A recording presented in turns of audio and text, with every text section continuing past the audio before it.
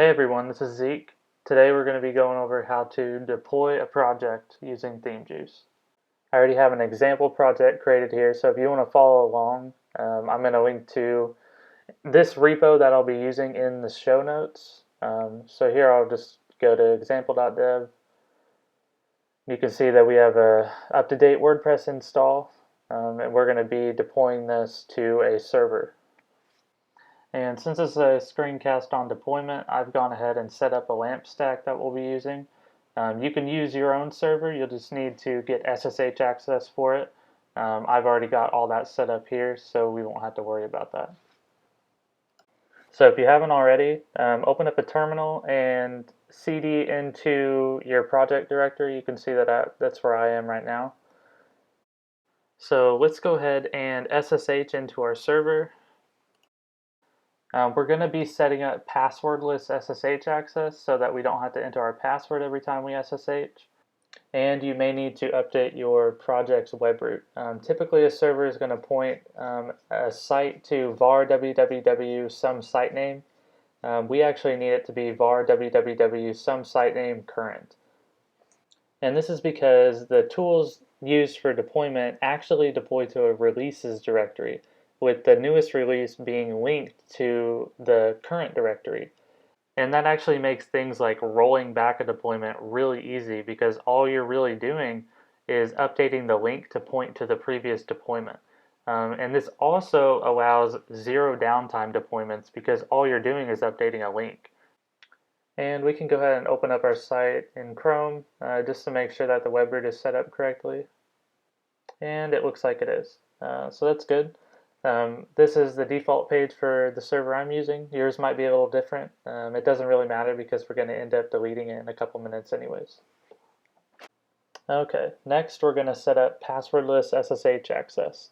So go ahead and exit out of your SSH session. We're going to copy our public key to our clipboard. If you don't have your public and private keys set up, I'm going to link to a couple guides on GitHub and DigitalOcean that are really nice.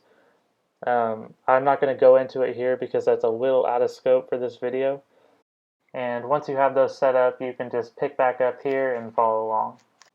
So once we have it on our clipboard, we're going to SSH back into our virtual machine, input our password, and paste it into our authorized key file. And that'll be under .sh authorized keys.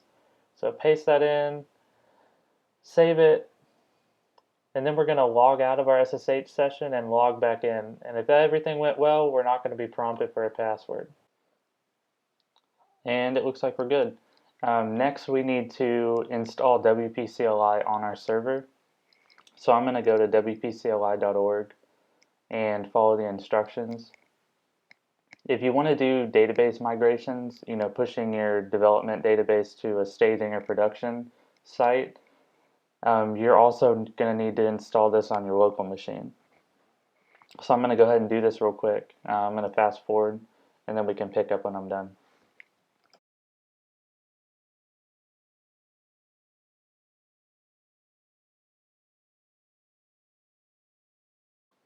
And we're done.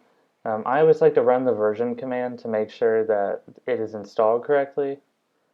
And it looks like it is. If you got an error, then that likely means that you missed a step, so you might want to go back and review and make sure that you actually installed it correctly. And we're all done here, so we can go ahead and exit out of our SSH session.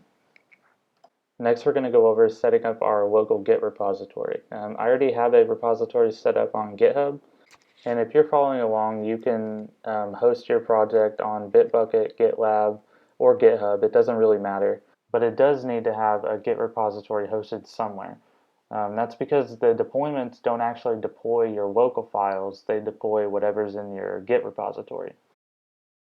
So from our project directory, we're going to go ahead and initialize our Git repo, and then we're going to set our Git remote with Git remote, add origin, and then wherever your repository is.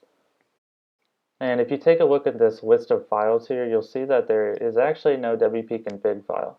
That's because I've ignored it. You can add your wp-config file to your git ignore. This will make sure that you don't accidentally push it to your repository, since it's actually going to contain database info for whatever stage you're on. So on our local environment, it's going to have our development database info, and then on our production environment, it's going to have our production database info. So we don't want to get those mixed up and accidentally deploy our development info to our production stage. So it's easier to just ignore it and create a new wp-config file for each stage that you're going to deploy to. And we'll get into that in a couple minutes. So let's go ahead and add all of our files. Let's do an initial commit, and then we'll push our commit up to our repository. Alright, so let's go ahead and open up our project in a text editor. We're going to create a new file called a Juicefile. This is going to contain all your deployment configuration. I'm going to link to a starter template that you can use to modify your Juicefile. It'll be nice and commented so you'll see what everything does. But for now, we'll just go over the basics. First off is the get URL. This is what is actually going to be deployed. If we scroll down to the very bottom, we'll see that there's a stages key. So we can see this is our production IP address. This is our path that we want to deploy to. Next up is the user we're going to deploy as, and then the URL of our production site. And after that is the path to our uploads directory. That can be different per project. And I've actually ignored my uploads directory. This is because your repository shouldn't be concerned with the content of your site. It should only be concerned with the code. So things like your uploads directory and your database should not be version controlled because those things can and will differ between your stages. And next up is our shared files, which for us will just be a wp-config file. You can see that I've actually ignored the wp-config file like we talked about earlier. And shared files are going to be, as the name suggests, shared across all your deploys. So we're not going to deploy a wp-config file every time we do a deployment. It's actually going to be linked to a single wp-config file that'll never change. So we'll set that up in a couple minutes when we deploy our site. And last but not least is our vagrant stage. So here you can see we have our virtual machine IP address, our development URL, which will be used with our production URL if we do a database migration. If we push our development database to our production stage, then it's going to rewrite our development URL to the production URL automatically. And now that we have our Juicefile set up, let's go ahead and open up the app. Open up your project and go to the deployment section. Choose your stage in the drop-down. And we're going to run a deployment setup. That'll set up all the required directories on our server, and it'll also make sure that we have our SSH info and everything set up correctly.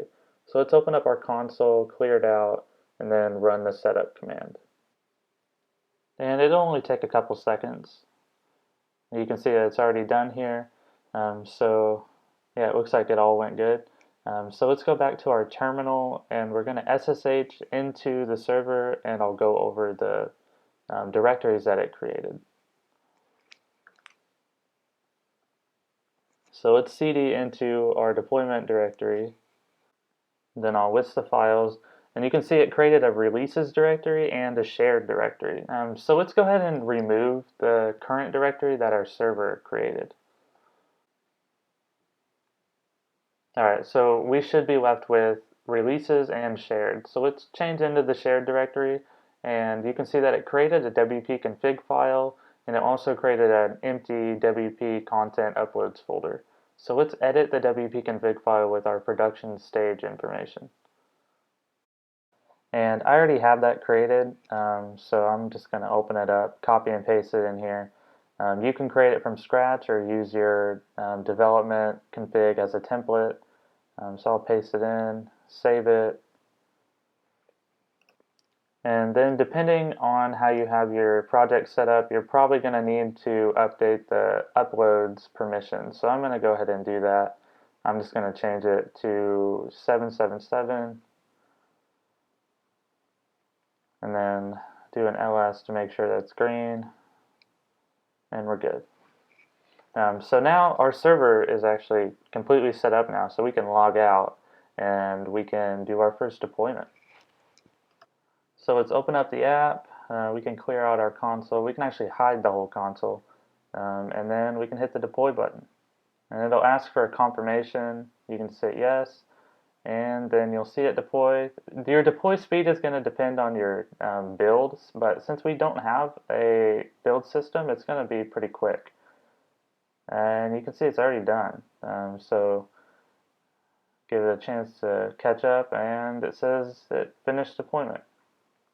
So let's dismiss it, and let's go ahead and open up our site in a browser.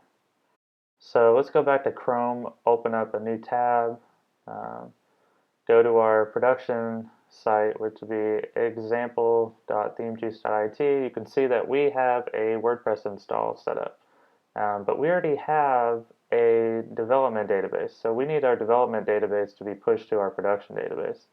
So let's go ahead and open up the app. We're going to use the push database button. So let's clear that out. Hit the push database button. Hit yes. And this should only actually take a couple seconds, so it's really fast.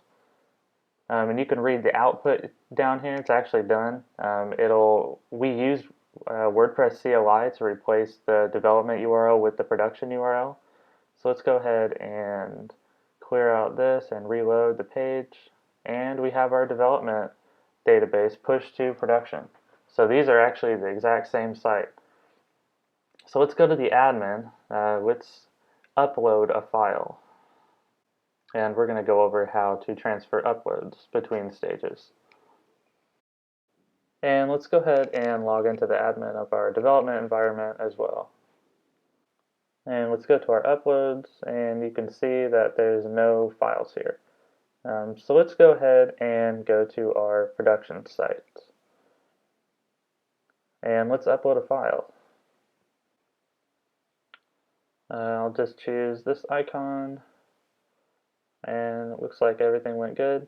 So let's go back to our development, go to the admin, media, and you can see it's empty. So let's go back to the app. Let's close out the console, and let's pull the uploads directory. Open that up. You can see it finished. Let's go back to our development and reload. Oh, nothing showed up. That's because we also need to pull the database. So let's pull the database. And now let's reload. Let's log in. And there we go. We successfully transferred uploads between stages, and we successfully transferred the database back and forth. So you can see that once you get past the initial setup of your deployment, deployments are actually really fast, and transferring uploads and your database is fast. So I hope you've enjoyed this screencast. Let me know if you have any questions. You can reach out to me using our support system or on Twitter, or you can just email support@themejuice.it. So thanks for watching.